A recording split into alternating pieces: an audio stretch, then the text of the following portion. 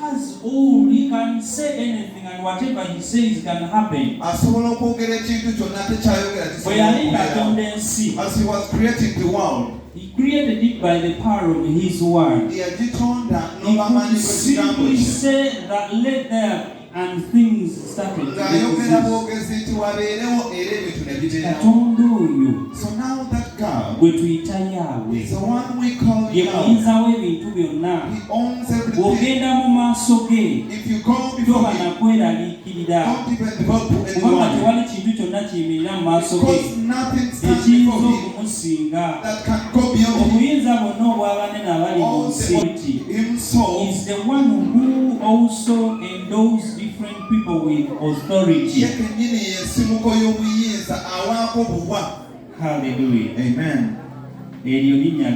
That is the first name. And this is why we worship him. Because he's Yahweh. He's God Almighty. He's the I am.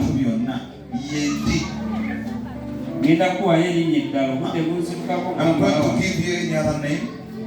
I have so many names here, but I will. Is love. God is love.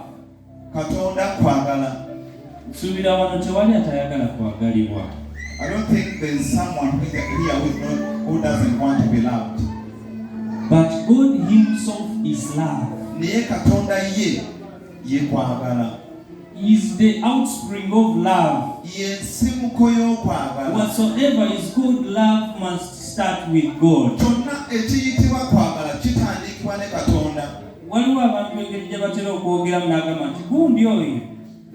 There is a slogan that people use. That one is not just wise, but himself is knowledge.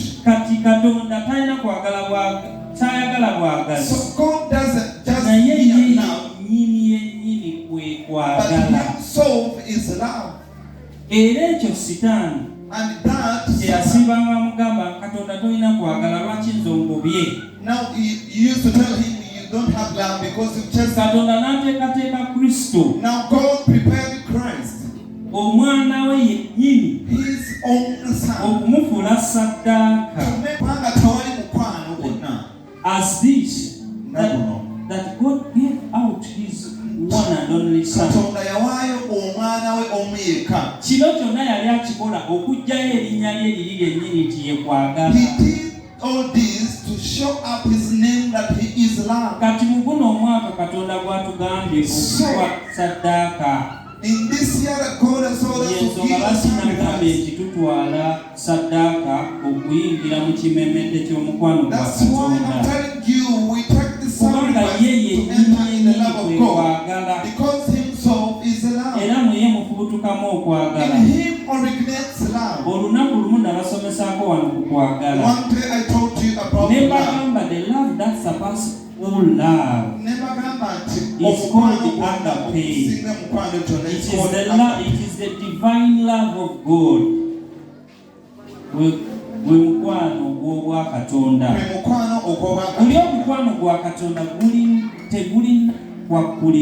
That love of God has no end.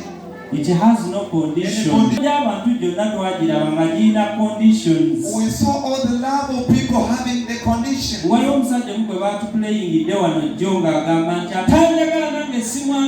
a certain man they told us here that he was saying, if you don't love me, I also don't love you. That's the love you of give people. Me, I give you love. You give if you still have such love, you are not born again.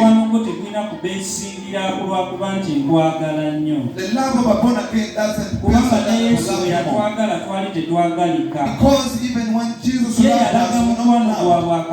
For him, he showed the love of God. And he said, let me go and die on their behalf. Because we're not worthy. Let's go in.